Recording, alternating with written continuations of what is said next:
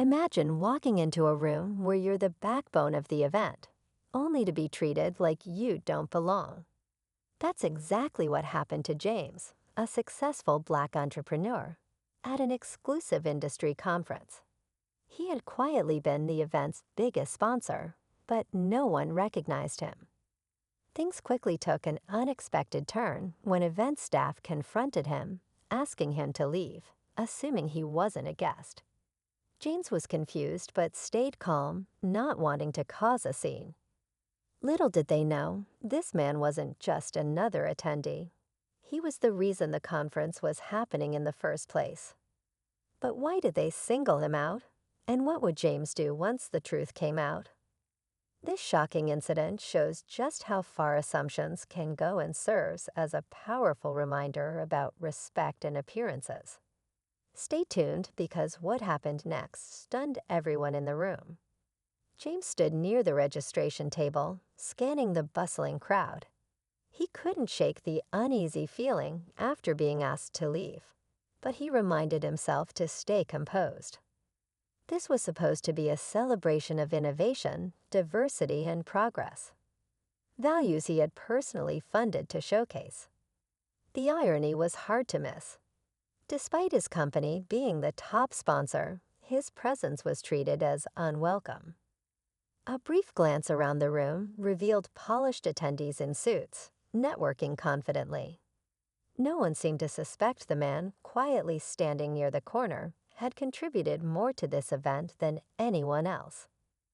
What hurt more was that James wasn't new to this. As a Black entrepreneur, he knew how rare spaces like this were. He believed his sponsorship could help open doors for others. Instead, he was the one pushed out. But James decided this wasn't over. If only they knew what was coming. James took a deep breath and decided to blend into the crowd for now. He didn't want to draw attention to himself yet. He quietly watched the organizers move around, clearly proud of the event they had put together. It almost felt surreal. How could they overlook the person who made their sleek venue, lavish catering, and impressive guest list possible?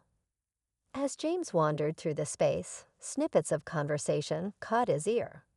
Attendees discussed their businesses, funding opportunities, and ideas, many unaware of the disconnect James was experiencing. He spotted the event's keynote speaker, shaking hands and flashing a polished smile. James wondered if even they realized the very platform they were speaking on came from his generosity.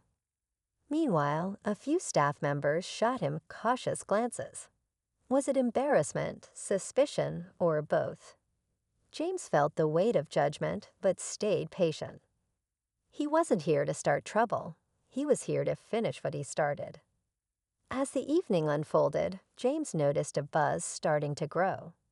Attendees seemed unaware of the earlier tension, but were now filling the seats for the highlight of the event, a speech thanking the sponsors. James stood at the back, deliberately staying out of view. He wasn't sure if he wanted to confront the situation yet or wait to see how it all played out. The host of the evening, a polished woman with a commanding presence, took the stage. She began speaking about the generosity of sponsors, crediting their contributions for making the event a success. The audience clapped politely. James scanned the crowd, catching glimpses of people who had dismissed or ignored him earlier. He knew what was coming. His company's name was next. But just as the host began to say his company's name, James stepped forward, the tension in the room reaching its peak. All eyes turned to him. James stood in the spotlight, and a murmur rippled through the crowd. The host froze mid-sentence, clearly taken aback by his sudden appearance. Her confident demeanor cracked as she looked at him with confusion, unsure how to react. The tension was thick, and James let the silence linger for a moment before calmly introducing himself. "My name is James," he began, his voice steady but commanding. "You were just about to thank my company for sponsoring this event." Gasps and whispers spread like wildfire through the audience, and the organizers scrambled to maintain their composure. But just when it seemed the focus would shift to acknowledging James properly, one of the staff members from earlier, the one who had asked him to leave, stepped forward. The room fell silent, all eyes on James and the staff member. James took a slow step forward, his expression calm but firm. "Yes, I'm the sponsor. And this," he gestured around the lavish venue, "is what I believed would be a celebration of innovation and inclusion. Instead, I was questioned, dismissed, and nearly removed from an event I made possible." His words hit the room like a thunderclap, and the silence that followed was deafening. The host, visibly flustered, quickly tried to regain control. "We are deeply sorry for any misunderstanding. Let's move forward by properly acknowledging." James raised a hand, stopping her mid-sentence. "This isn't about an apology. It's about understanding why this happened at all." His voice carried both disappointment and conviction. "Too often, people like me are judged not by our achievements but by assumptions. Tonight, that assumption was wrong." The crowd shifted uncomfortably.